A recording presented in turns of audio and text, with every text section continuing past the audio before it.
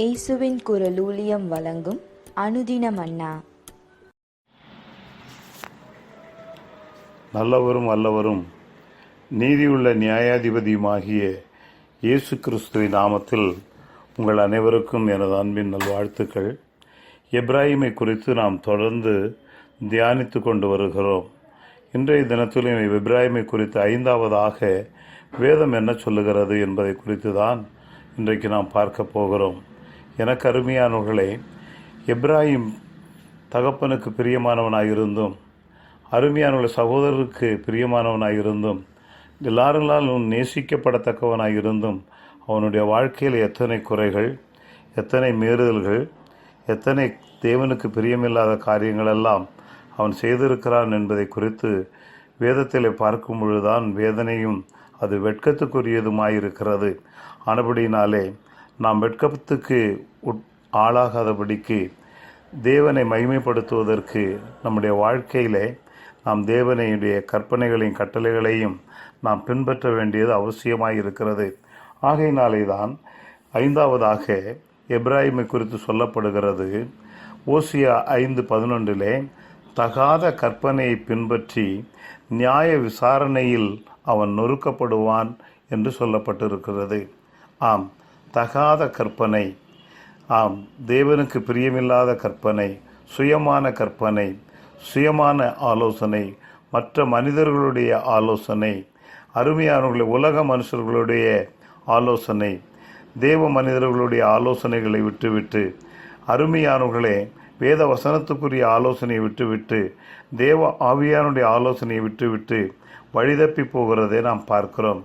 எப்படி இந்த தகாத கற்பனையை பின்பற்றி நியாய விசாரணைகள் அகப்படுகிறார்கள் என்று சொன்னால், பாரம்பரியத்தினாலே தேவனுடைய கற்பனையை அவமாக்கி அருமையானவர்களே நியாய விசாரணையில் அகப்படுகிறார்கள் என்று மார்க் எழுதின சுவிசேஷம் 7:8 நாம் பார்க்கிறோம். அதே வேளையில் மத்தேயு எழுதின சுவிசேஷம் 15:9 நாம் பார்க்கும் பொழுது மனுஷருடைய கற்பனைகளை உபதேசங்களாய் போதிக்கிறார்கள் என்று நாம் பார்க்கிறோம். மனுஷனுடைய கற்பனைகள் இன்றைக்கு, ஆம், உலக மனுஷனுடைய கற்பனைகளை இன்றைக்கு கை கொண்டு அநேகருக்கு போதித்து வழிதப்பி நடக்க செய்கிறதை நாம் பார்க்கிறோம். என்னாகமத்தின் புஸ்தகம் 15:31 கற்பனையை மீறினால் அறுப்புண்டு போவான் என்று வேதம் மிக தெளிவாக நமக்கு சொல்லுகிறது. ரோமருக்கு எழுதின நிருபம் 3:20 பாவத்தை அறிவது நியாயப்பிரமாணத்தினாலே தான்.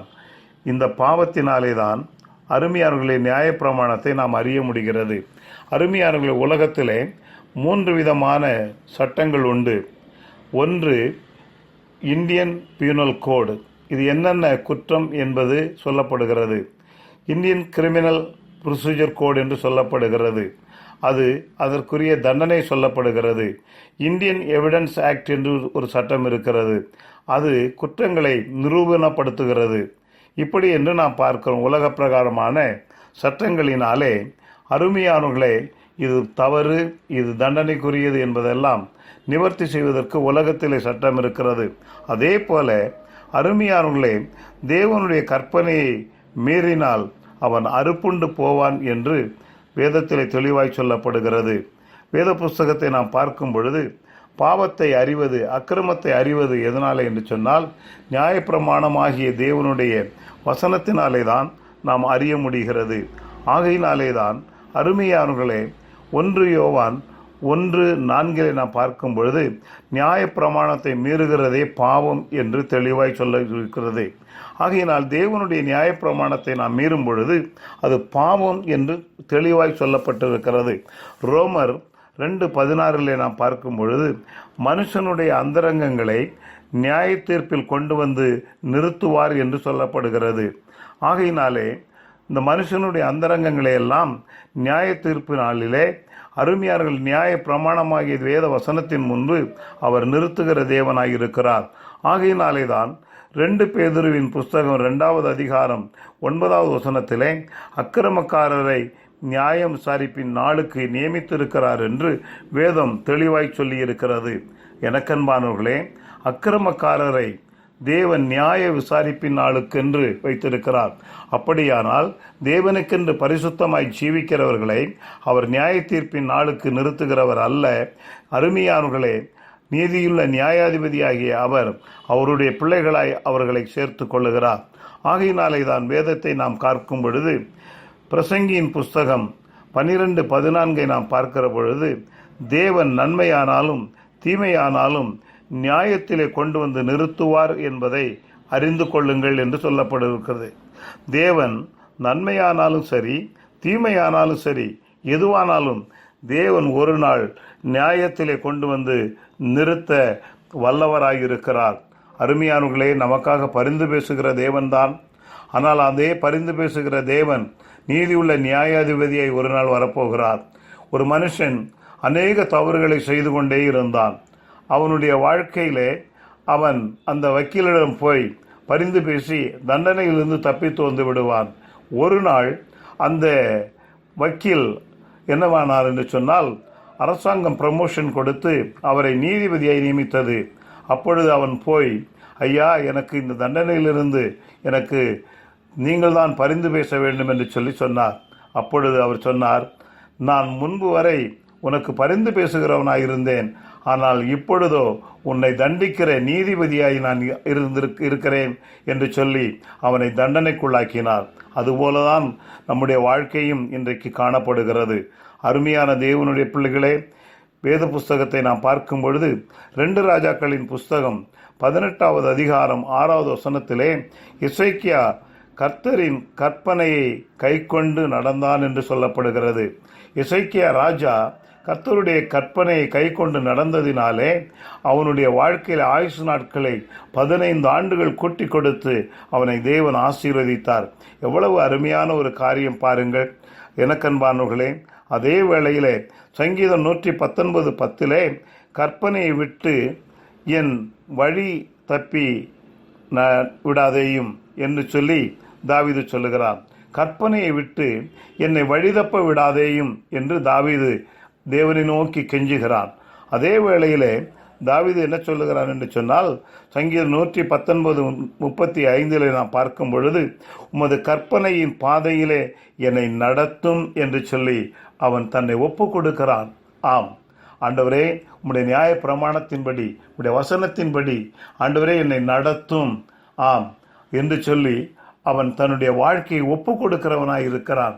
ஒப்பு கொடுத்ததினாலே தான் அருமையானவர்களே, அவனுடைய சந்ததியிலே இரட்சகராகிய இயேசுவை தேவன் எழும்ப பண்ணினதை நாம் பார்க்கிறோம். ஆகையினாலே தான் சங்கீதம் 119:86 நாம் பார்க்கும் பொழுது, உமது கற்பனைகள் உண்மையாயிருக்கிறது. ஆம், தேவனுடைய கற்பனைகள், தேவனுடைய கட்டளைகள், தேவனுடைய ஆலோசனைகள், தேவனுடைய வழிநடத்துதல்கள் இவை எல்லாம் உண்மையானவைகள். ஆம், அதில் எந்த ஒரு குறையும் இருக்காது. மனிதனுடைய ஆலோசனையிலே குறை இருக்கும், மனிதனுடைய வழிநடத்துதலிலே குற்றம் இருக்கும், மனிதனுடைய வழிநடத்துதலிலே சூழ்ச்சி இருக்கும், சூது இருக்கும், வாது இருக்கும், வஞ்சகம் இருக்கும். ஆனால் தேவனுடைய ஆலோசனையிலே, தேவனுடைய கற்பனையிலே எந்த ஒரு அருமையானவர்களே குறையோ குற்றமோ எதுவும் காணப்பட முடியாது. அதனாலே தான் உமது கற்பனைகள் உண்மையாயிருக்கிறது என்று பார்க்கிறோம். ஏசாயா தீர்க்கதரிசியின் புஸ்தகம் 18வது அதிகாரம் 18வது வசனத்திலே, என் கற்பனைகளை கவனித்தால் அது உனக்கு நலமாயிருக்கும் என்று தெளிவாய் சொல்லுகிறார்.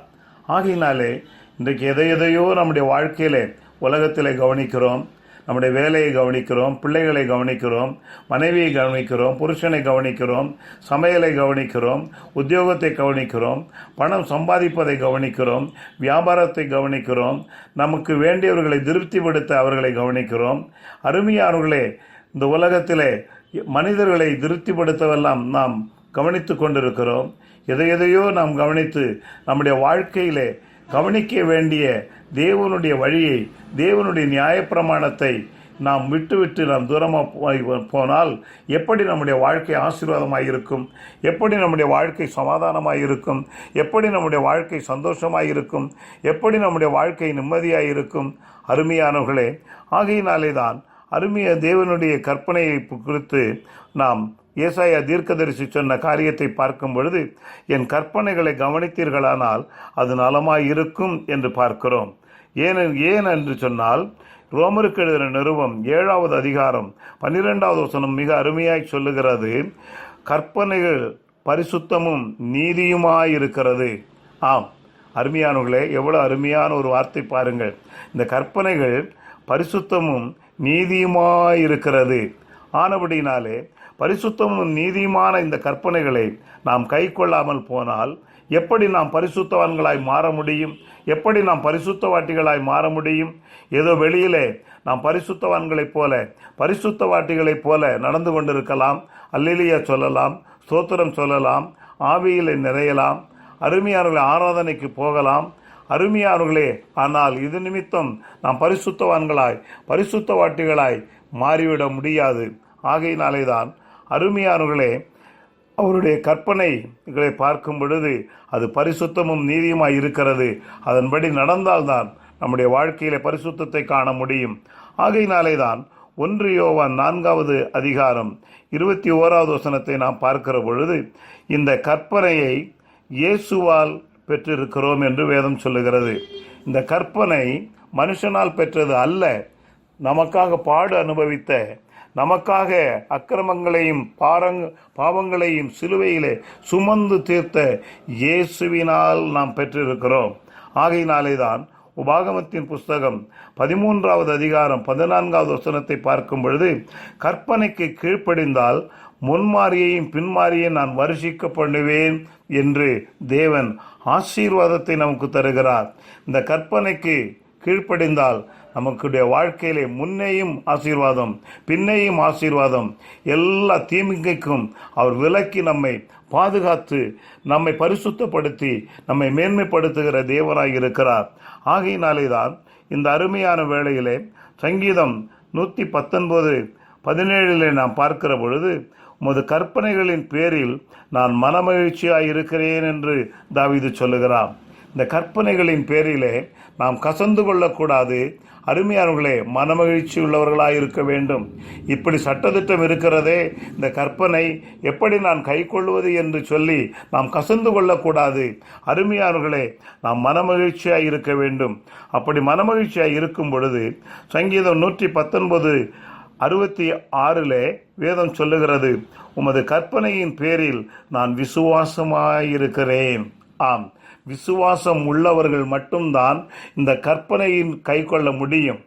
ஆம், விசுவாசம் இல்லாதவர்கள் நிச்சயமாய் இந்த கற்பனையை கை கொள்ள முடியாது. விசுவாசம் உள்ளவர்களை அவர் ரட்சிக்கிறவராய் இருக்கிறார். விசுவாசம் உள்ளவர்களை அவர் குணமாக்குகிறவராய் இருக்கிறார். விசுவாசம் உள்ளவர்களுக்கு அவர் அற்புதங்களை செய்கிறவராய் இருக்கிறார், ஆசீர்வாதங்களை செய்கிறவராய் இருக்கிறார். ஆம் அருமையான தேவனுடைய பிள்ளைகளே, ஆகையினாலே தான் அருமையான தேவனுடைய பிள்ளைகளே, வெளிப்படுத்தின விசேஷம் 22:14 நாம் பார்க்கும் பொழுது, அவர் கற்பனைகளின்படி செய்கிறவன் பாக்கியவான் என்று வேதம் தெளிவாய் சொல்லுகிறது. ஆம், இந்த நாளிலே அவருடைய கற்பனைகளின்படி செய்வோம். நம்முடைய வாழ்க்கையிலே எப்ராயிமை போல கற்பனையை பின்பற்றாமல் நியாய விசாரணைக்கு அகப்பட்டு வேதனை அனுபவிக்காதபடிக்கு அவருடைய கற்பனையை நாம் கை கொள்ளுவோம். நாம் பாக்கியவானாய் இருப்போம் என்று வேதம் சொல்லுகிறது. அப்படியே செய்வோம். ஜெபிப்போமா? எங்கள் பரலோக பிதாவே, உம்முடைய கற்பனைகளின்படி செய்து நாங்கள் பாக்கியவான்களாய் மாற, அந்த கற்பனையின் பேரில் விசுவாசமாய் இருக்க, மனமகிழ்ச்சியாய் இருக்க, கை கொண்டு நடக்க ஆண்டவரே எங்களுக்கு அனுக்கிரகம் பண்ணும். நீர் எங்களை ஆசீர்வதியும். இயேசு கிறிஸ்துவின் நாமத்தில் ஜெபிக்கிறோம் ஜீவனுள்ள பரிசுத்த பிதாவே, ஆமேன். இயேசுவின் குரல் ஊழியத்தின் அனுதின மன்னாவை தினமும் கேட்டு பயனடைய சப்ஸ்கிரைப் பண்ணவும். நோட்டிஃபிகேஷன் பெற பெல் ஐக்கானை பிரஸ் பண்ணவும். ஜெப உதவிக்கு brother S. Jebastin, Jesus voice ministries, number 376 Bharathiyar road, Karaikal, Pondicherry state, India. Pin code 609602. Mobile number 9443875298. God bless you.